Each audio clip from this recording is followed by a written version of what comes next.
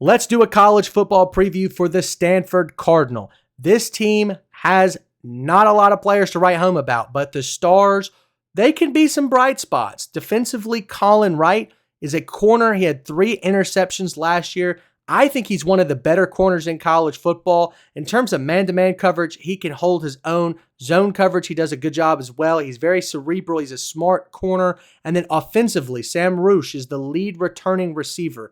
I believe 334 yards, 2 touchdowns last year. Once again, not a lot to write home about, but probably one of the best returning players for this Cardinal team next season. Let's hop right into the storylines for this team. Number 1, the reign of Andrew Luck has begun. The former Stanford legend, Pro Bowl NFL quarterback, the guy that retired early in the preseason of 2019, shocked the world. He is stepping in as the general manager at Stanford for football. And to pair with him, he has went and hired Frank Wright as kind of an interim head coach. This is a situation that you really don't see.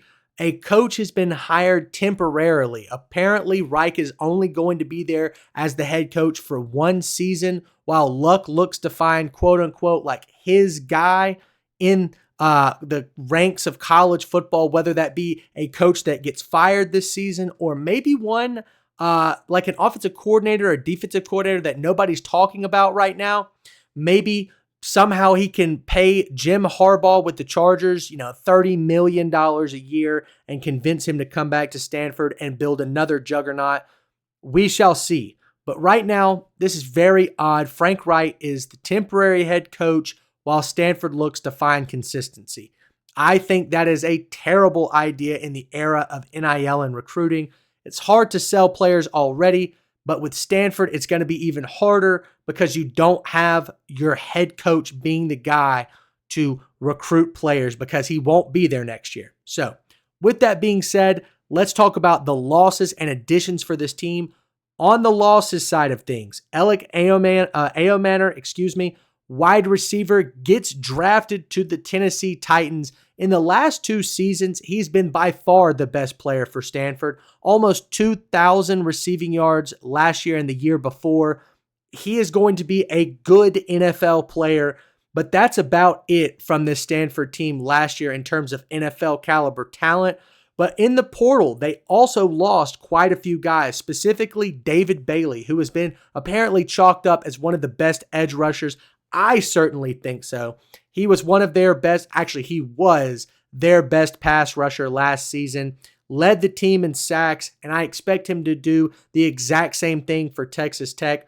Moving on, Emmett Mosley, the second leading receiver for this team last year, over 500 receiving yards. He transfers to Texas, where not only will he be a starter for Texas, but he's going to be competing for a college football playoff spot. That's definitely not something that you can say at Stanford. And then last but not least, Ashton Daniels, the quarterback that started for Stanford a good chunk of last year. He led not only in passing yards, but also rushing yards. So this team is desperate on the offensive side of the football, not only losing your wide receiver 1, but also your wide receiver 2 and your QB 1.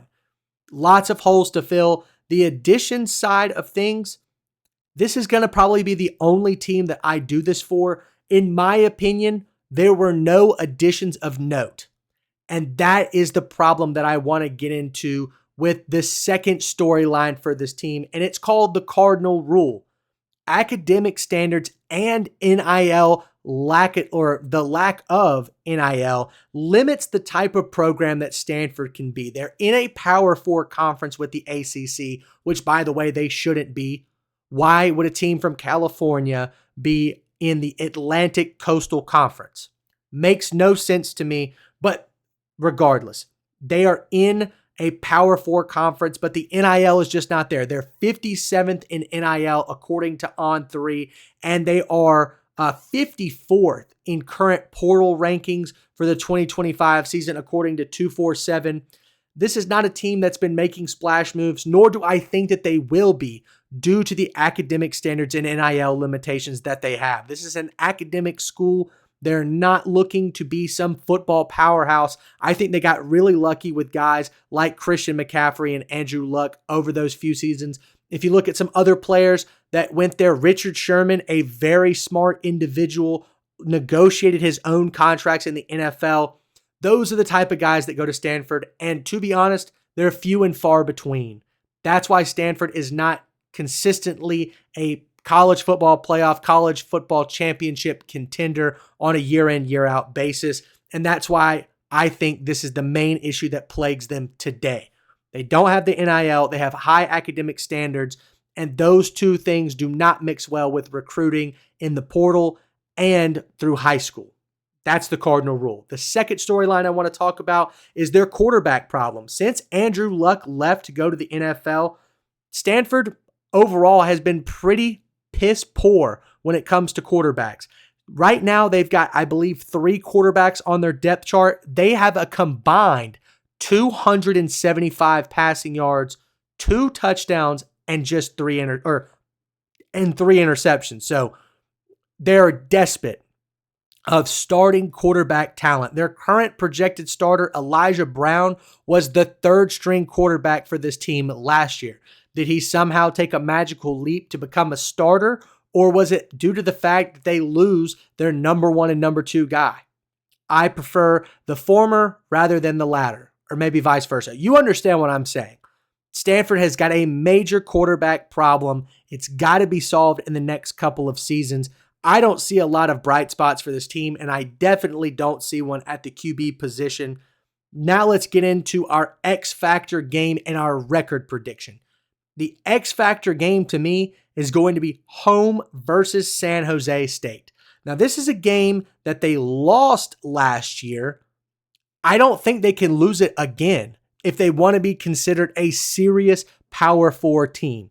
We see other guys like Purdue and Vanderbilt. They've always been at the bottom of the barrel. The same cannot be said for Stanford. There have been tons of seasons where they compete not only at a high level, but also at an average level. Stanford at the bottom of the barrel is not the norm here, but right now the concerns are, can you beat a group of 5 team in San Jose State who's shown a lot more consistency than you have over the last couple of years? This is going to mark the turning point into whether or not Stanford turns out to be a good team next season. I think by this point in the season, they will have their eyes on a particular head coach. Frank Wright will be on his way out as the interim, and San Jose State can 100% come into Stanford and win this game. With that being said, let's hop into the record prediction. Game number 1, they've got to travel on the road at Hawaii. This is not a normal road game. Most people think California and Hawaii is not that far of a distance. It's pretty dang far, ladies and gentlemen. This is not an easy cupcake game. Hawaii has been proven to be competitive against group of 5 teams. I definitely think that they can compete against this Stanford team that once again is without top tier talent. But I will give the benefit of the doubt to the Power 4 team and give them a win there. But then the losses start to rack up. At BYU, even though they'll be without Jake Retzlaff, their starting quarterback from last year, I do not think that they will take a drop off to the Stanford level. That's a win for the Cougars and a loss for the Cardinal there. Boston College at home, I do think they're going to get a little more consistency from their team from last year. The Eagles are going into year 2 with this current coaching staff. They lose their starting quarterback to FSU, but I do think they've made some improvements to the roster. That's a loss there for Stanford. At Virginia, having to travel all the way across the country to play a road game is extremely tough, and it's even tougher when you don't have a quarterback that I believe is going to perform on the road. I will give the loss again to Stanford, and then hosting San Jose State, the X Factor game.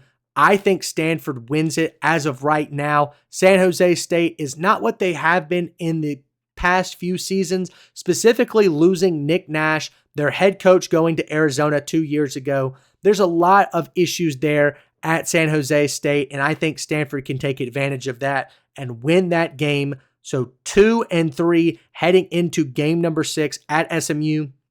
Not a lot of conversations to even be had with this game. SMU is a playoff contender, an ACC title contender. Stanford is nowhere near that.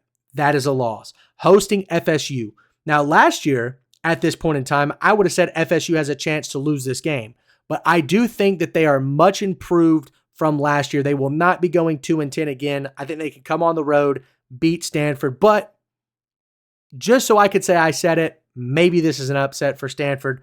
Just in case FSU falls flat on their face yet again, I will give the upset potential as a maybe, but I will give the benefit of the doubt to Florida State. Then at Miami, once again, a cross-country road trip. Never good, and especially not good when you don't have the roster to do it. That's a quick loss.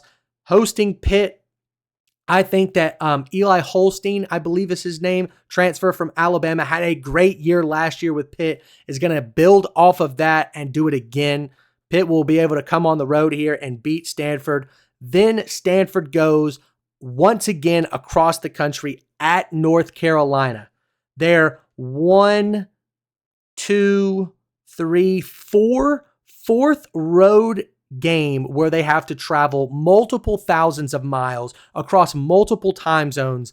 It's just not a good look for this team. That is an easy loss in my opinion, even though Bill Belichick might not have, quote unquote, the roster to win a bunch of these games. I do think he can win this one at home versus Stanford. And then pairing the last two games together, Cal to me is on a different level. Yes, they lose Fernando Mendoza and Jaden Ott, but I don't think that they're near the talent level that Stanford has got right now, which is at the bottom of the barrel for FBS teams, or specifically Power 4 teams, not FBS teams. I misspoke there. But anyways, Cal, in my opinion, has a better overall roster and more consistency with their coaching staff. They've transitioned into this new era, whereas Stanford has not yet quite done that. I will give the win to Cal right there in a rivalry game. And then to close out the season, yet another rivalry game, hosting Notre Dame, which we've seen some wild Notre Dame-Stanford games in the past. I do not think this one will be it. Marcus Freeman has learned from his Northern Illinois blunder last year. They will not lose another give-me game like Stanford. So to close out the year, that is a 2-10 record for the Stanford Cardinal. This is not a team that I view as remotely close to some kind of ACC contender. Their talent level is, once again, bottom of the barrel for a Power 4 team.